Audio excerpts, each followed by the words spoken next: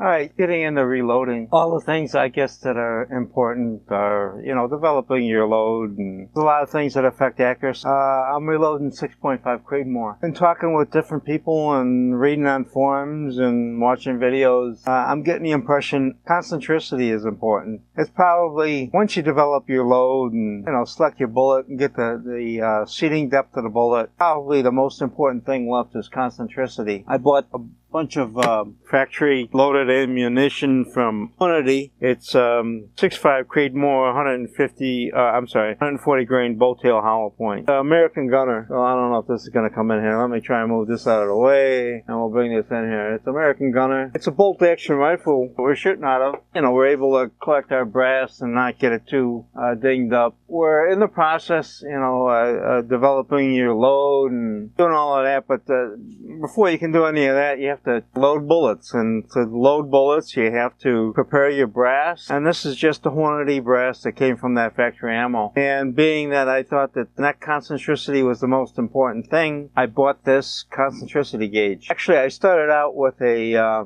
think it's an RCBS. Let me show you that one. This is the one I started out with, an RCBS. It's okay, I guess. The numbers kind of jump all over the place, and it's hard to get real consistent readings. It seems like the readings just kind of jump around a lot. I ended up with this one. This is an accuracy 1. I got the sheet here. This is an accuracy 1 concentricity gauge. It's pretty consistent. Seems like a really, really good gauge. What I came up with, probably the most important thing in selecting my brass, before I prepared a primer pocket, do any of that, I thought that what I should do is check the outside of the case to the inside of the neck for concentricity, because that's, the bullet that's the reference point for the bullet, and the outside of the case is the reference point for the chamber. You get those two lined up and centric to one another, and the bullet should go straight down the bore of the rifle. And what I'm doing is I'm just running it through this concentricity gauge, and I've got some of these plastic bins set up with tolerances written on them. I got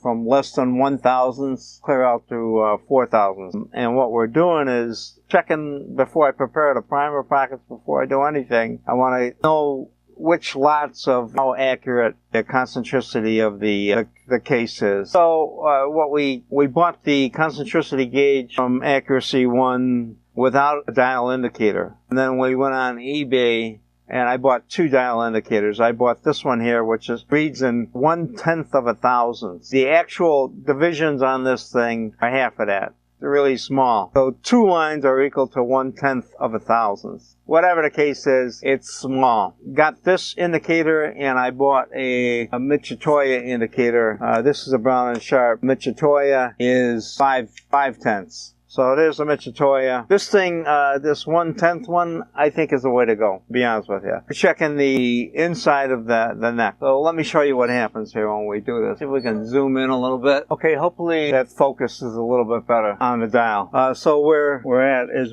this screw here allows the needle of the indicator to touch the inside of the neck. I just dial it in for a few thousandths. Now between numbers there, that's 1,000th. So you can see this one here is just over 1,000th of an inch. If we can, it's about 1 1/4 thousandths.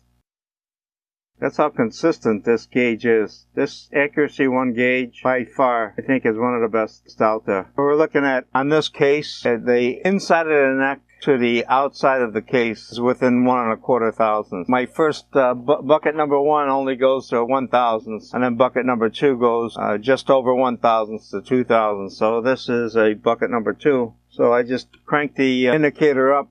This wheel has a stop on it, and I take out the case, drop the case into the 2,000ths and the 2,000th pin. What I do next, let me dial back on the focus here, zoom.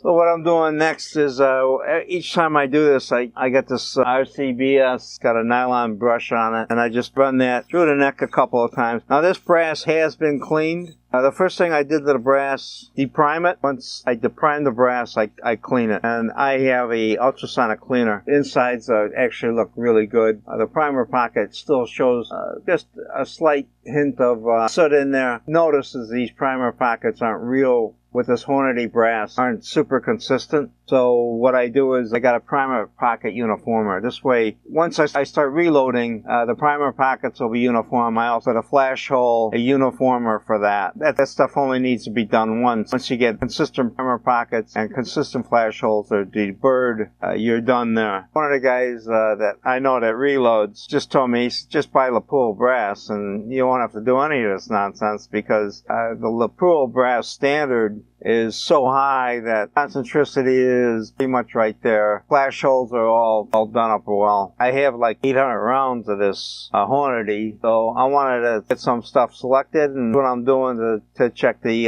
concentricity. We'll show you another one here. We'll dial this thing in. We'll see what happens here. Okay, so you can see this one's closer to the 2000s. Let's bring this number up here. So it goes from just over 3 to just under 1. Like 2/10 over 3, that's like 1/10 under 1. So we're right at the 2000s. So this one here is 2000s.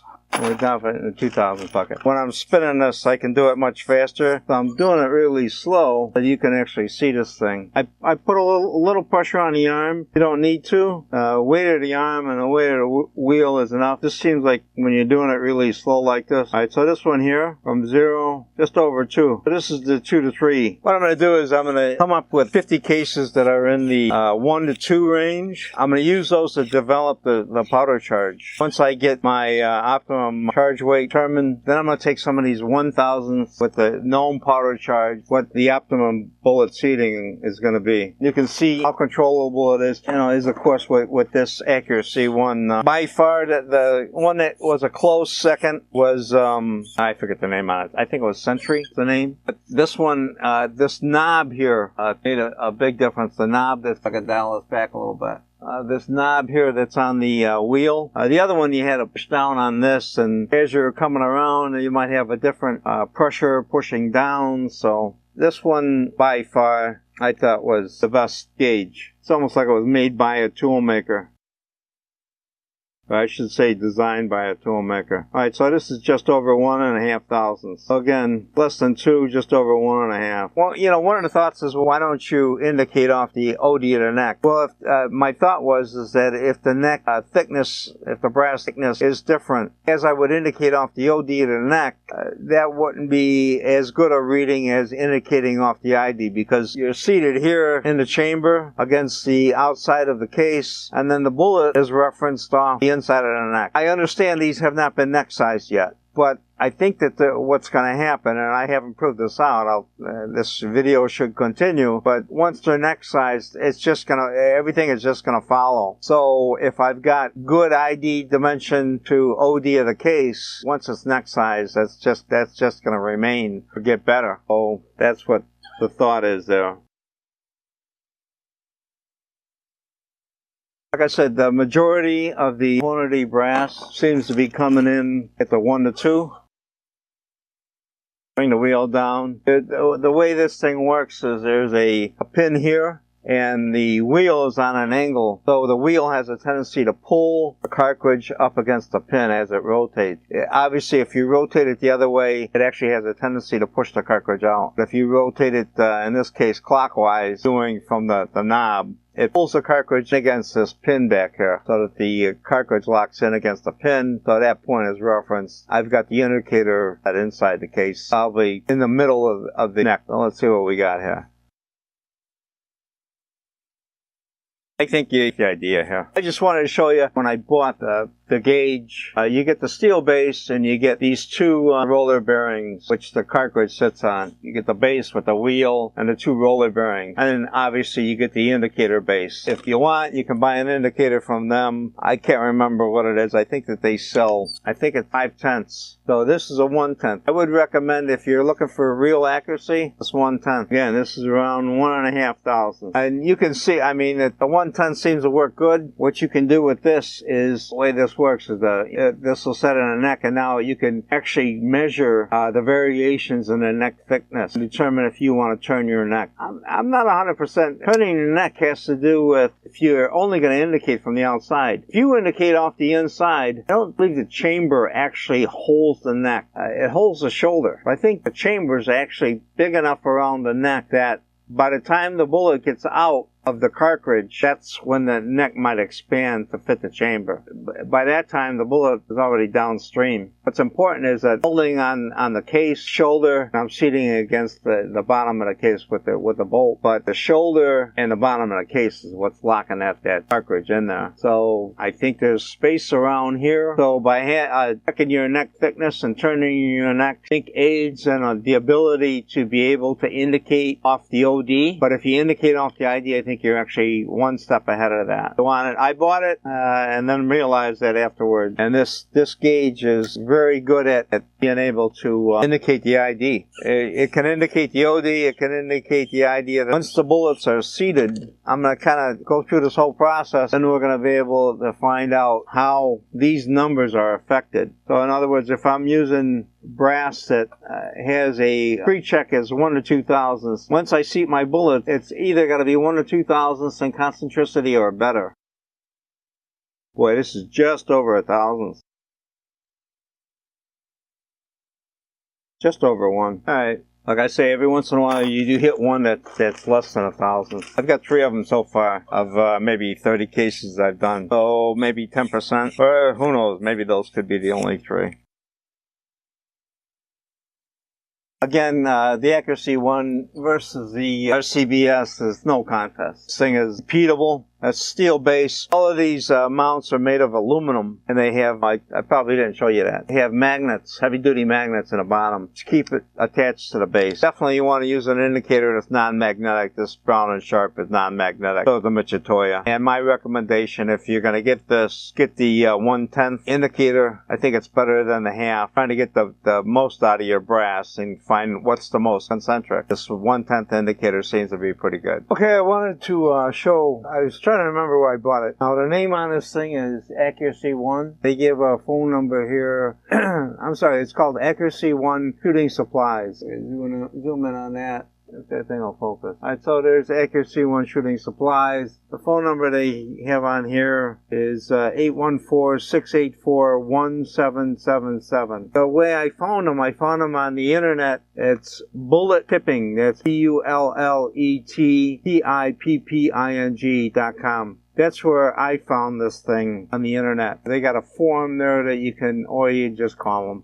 The other thing I wanted to explain is I do have a piece of plastic, clear plastic, just to take, what I'm trying to do is put the needle of the indicator directly on center line of the cartridge. If you don't have that piece of plastic in there and just use the screw to tighten up, the needle turns slightly off. It's better to have it on center, but so that's why I put there's a piece of 45 thousandths plastic. I think 50 thousandths with the Brown & Sharp will work. Michitoya's actually got a wider housing. You probably need like a 30 thousandths piece of plastic if you want to be able to control where it's set. And I just wanted to show you, these are 1,000. So here's supposedly within the 1,000. If I put a little preload on this. Boy, this is right there at 1,000. Might be a half-tenth over. To show you, you really don't need to dial the indicator in and out. You can keep right on going. This is just over a half a thousandth. I'd like to see what the Lapula brass does. So this is one of the best of one of these. This is all once fired brass. This is just under the 1,000th, maybe 8/10. So that's one of the best that they got. Here's a batch of the worst. That's basically 2.5 thousandths. The other thing I should point out, this has a screw that as you bring the arm up, it kind of snugs up because there's a taper cut on the arm. So you can adjust where it tightens up. It'll just kind of hold itself right there. And then once you come down here, the gravity takes over and pulls it down. Pallets, I guess you'd call them, for $15. And then this thing by itself was another 60, I think. So by far, I think this is the best concentricity checking tool that you can get. Compared to all the rest of them, this one, it's got the steel base, looks pretty good. Alright, I just wanted to give you the information on if you did want to get this thing, where you get it. Total cost of, I think it's $280. The base, these two roller lock, and the indicator base without the indicator is $280. And then this indicator came off of eBay. They range anywhere from $50. I don't know. You can get up to $200 if you want to spend it on an indicator. But this is Brown & Sharp, it's an older Brown & Sharp. It's good stuff. You want to look for a Brown & Sharp made in Switzerland. And obviously Mitsutoya is going to be made in Japan. Alright, thanks for